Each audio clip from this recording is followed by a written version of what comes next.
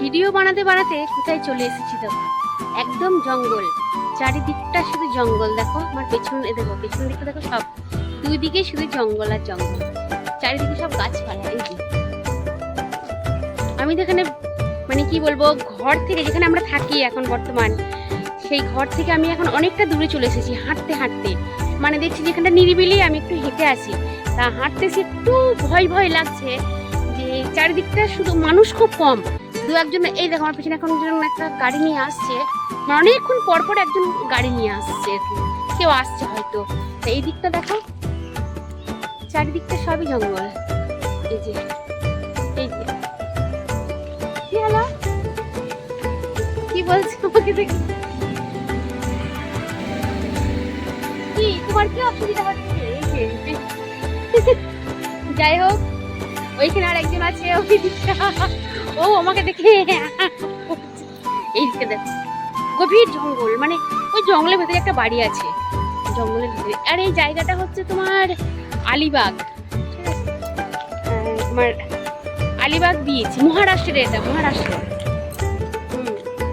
আর আমি যে বর্তমান যে জায়গাটা দাঁড়িয়ে এখন ভিডিওটা বানাচ্ছি, কিছুটা দূর এই দিকটায় সমুদ্র আছে, অথই জল সইতে করায় আমি সেই সমুদ্রের ভিডিও আমি বানিয়েছি।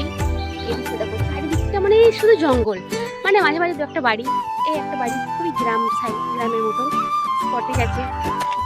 এই দিকটা এখানে প্রচুর গাছপালা, আর গাছপালা বলতে বেশিরভাগ তোমার নারকেল গাছটা বেশি আছে, কলা গাছও আছে। এদিকটা মানুষ যাওয়া আসাটা খুবই কম এদিকে, মানে রাত্রের দিকে তো আসাই যাবে না, মানে একা তো আসাই যাবে না, একা কেন দুজন মিলেও আসা যাবে না। এখানে একটা স্কটেজ আছে, দেখো মানুষ থাকে কিনা জানি না। এই যে ফুল, জবা ফুল, জবা ফুলটা আমি দেখানোর চেষ্টা করবো। জবা ফুলটা কি ধরনের জবা ফুল, একদম ছড়ানো জবা ফুলটা, যেটা আমাদের ওখানে যে জবা ফুল থাকে সেই জবা ফুল নয়, এটা অন্য জবা ফুল। গাছপালা, একটা গাড়ি দাঁড়িয়ে আছে। এইখানে একটা পাও ভাজির স্টল আছে, জানি না পাও ভাজি বিক্রি হয় কিনা, আমি তো দেখিনি।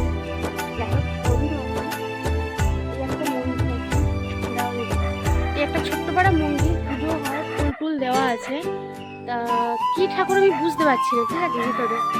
যাই হোক, প্রণাম করে নিয়েছি। এই যে জবা ফুলের গাছগুলো, এই দিকটা দেখো কেমন নারকেল গাছ, এই দিকটা দেখো সব সুপুরি গাছ, সব সুপুরি গাছ। এই দিকটা কলা গাছও আছে, সুপুরি গাছ এদিকটা, এদিকটাও তাই সুপুরি গাছ। আর সমুদ্রের ধারে প্রচুর নারকেল গাছ, ওই দিকটা নারকেল গাছ, আমি নারকেল গাছগুলো দেখাচ্ছি, প্রচুর নারকেল গাছ। এদিকটা একটা স্পটেজ আছে, মানে সমুদ্রে যারা ঘুরতে আসে তারা হয়তো ভালো লাগবে, খুব সুন্দর একটা আছে। এইদিকে বাড়িঘরগুলো পাঁচিল দিয়ে ঘেরা, খুবই কম, সব এইসব গাছপালা দিয়ে ঘেরা আছে, মানে বেশিরভাগ। আর বাড়ি তো খুবই কম, আগেকার দিনে দেখা যেত। ওই দেখো চাকা, দেখাচ্ছি, এইটা আর কি খুবই গ্রাম সাইড।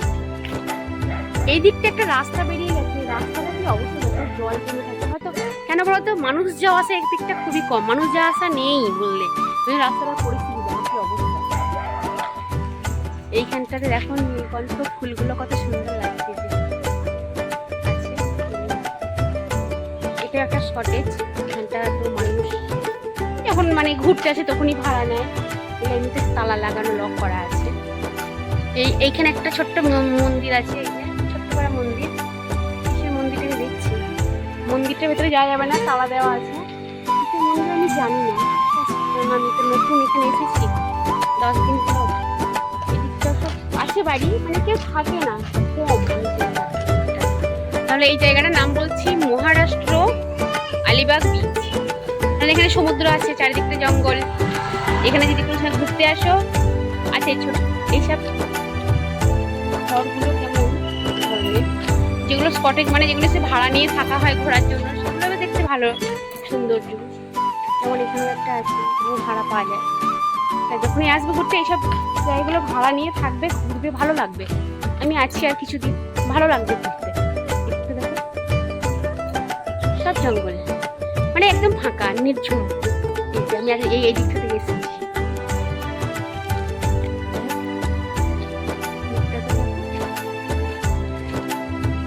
এখানে ওয়েদারটা খুব গরম, মানে সবসময় গরম থাকে আর কি। গরম এত পরিস্থিতি, মানে আমার তো ভীষণ কষ্ট হয়। কারেন্টটা খুব একটা থাকে না এখানে, কিন্তু এখানে ইনভার্টার আছে, অসুবিধা হয় না। যারা ঘুরতে আসে সেসব বাড়িগুলো মানে কটেজগুলো ইনভার্টার রাখা আছে, এগুলো মানে কারেন্টটা চলে গেলেও বোঝা যায় না। চলো বাই। আমার ভিডিওটা সম্পূর্ণ দেখো, লাইক কমেন্ট শেয়ার করো যদি ভালো লাগে। আর ইউটিউবে দেখলে সাবস্ক্রাইব, ফেসবুকে দেখলে ফলো অবশ্যই।